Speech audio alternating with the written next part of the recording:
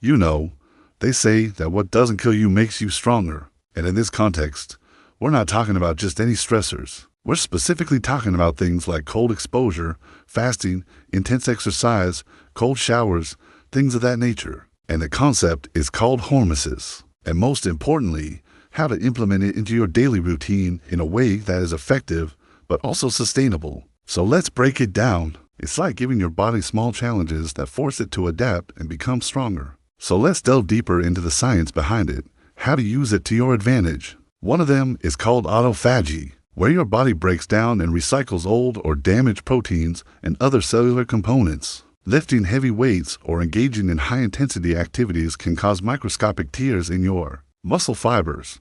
Here's where we dive into something called progressive stress. The idea is that you need to gradually increase the intensity or duration of your stressors over time to continuously challenge your body and prevent it from getting used to the stress. For example, if you're doing cold exposure, you might start with a cold shower and then progress to an ice bath. It is important to make your chosen practice a part of your daily or weekly routine so that your body can get used to the stress and continue to adapt. For example, if you're doing cold exposure, aim to do it every morning when you wake up. If you're fasting, try to stick to your fasting schedule as much as possible, allowing for occasional breaks or adjustments. If you're exercising, try to stick to your workout schedule as much as possible and make it a habit.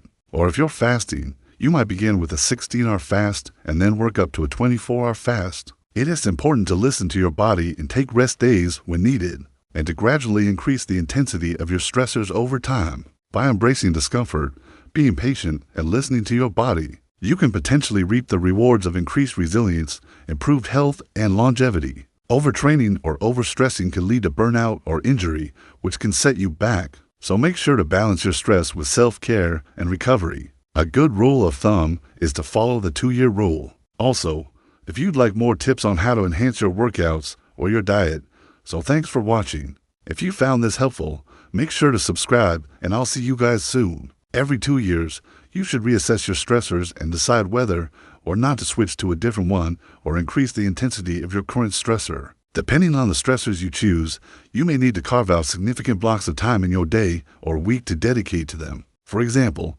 fasting can be challenging to maintain, especially if you have a busy schedule. Similarly, cold exposure or intense exercise may require several hours per session. It's important to find a balance between challenging yourself and maintaining a sustainable routine. This may require some trial and error to figure out what works best for you and your lifestyle. This is because your body can become accustomed to a particular stressor over time and stop responding to it. So it's important to keep challenging your body with something new, with exercise. You might start with body weight exercises and then progress to weightlifting. Let's talk about those next. One potential drawback of hormesis is that it can be uncomfortable or even painful, whether it's the cold, hunger, fatigue, or muscle soreness. These are all challenging sensations that can be difficult to endure. However, it is important to remember that discomfort is a sign that you're pushing yourself outside of your comfort zone and challenging your body to adapt. It is also important to note that the discomfort is usually temporary, and the benefits can be long-lasting. Your body responds by repairing these tears and building new muscle tissue, making your muscles stronger and more resilient. A good rule of thumb is to follow the 10% rule. For cold exposure, you might start with a cold shower every morning, then progress to an ice bath once a week. As you become more accustomed to the cold, you could try a cold plunge or swimming in cold water. For fasting, you might start with a 16-hour fast every day, then at a 24-hour fast once a week. You could also try intermittent fasting or periodic prolonged fasting. With exercise, you might start with body weight exercises such as push-ups, squats, and lunges 3 times a week. Then you could progress to weightlifting with a full body workout 3 times a week. You could also try high-intensity interval training or cross-training with different sports. When you're increasing the intensity or duration of your stressors, you should aim to do it by no more than 10% each week. This allows your body time to adapt to the new stressor and prevents you from getting injured or burned out. Intense exercise also stimulates the production of brain-derived neurotrophic factor, BDNF, which plays a role in the growth, development, and survival of neurons. This can help to improve cognitive function, mood, and overall mental well-being.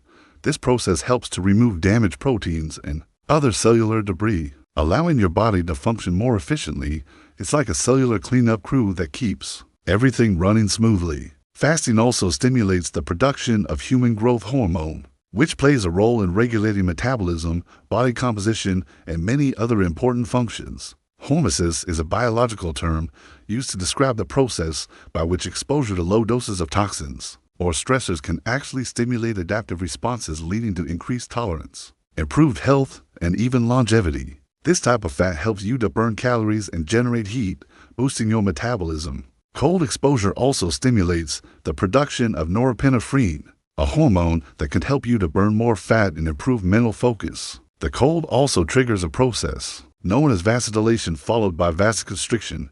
Vasodilation is when your blood vessels expand, increasing blood flow, while vasoconstriction is when they narrow, restricting blood flow.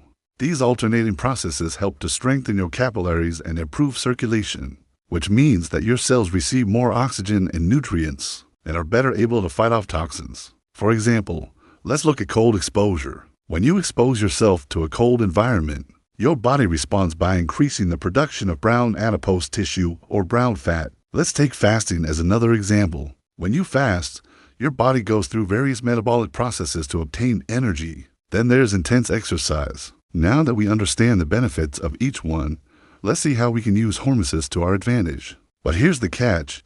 You don't want to increase the intensity too quickly because that could be counterproductive. Here is an example of what a progressive stress plan might look like for each one of these practices. Now that we have a plan, let's talk about how to implement it into your daily routine. Consistency is key with hormesis. It's also important to listen to your body and take rest days when needed. There's also something else to keep in mind.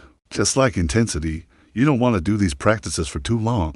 Now, just like with any approach to improving your health and well-being, there are potential drawbacks to consider. Another potential drawback is that hormesis can be time-consuming. There is also the risk of injury or burnout if you push yourself too hard or don't allow your body enough time to recover. Overall, though, the potential benefits of hormesis may outweigh the drawbacks for many people. If you want to learn more about how to use cold exposure, fasting, and intense exercise to boost your testosterone levels, click the link below.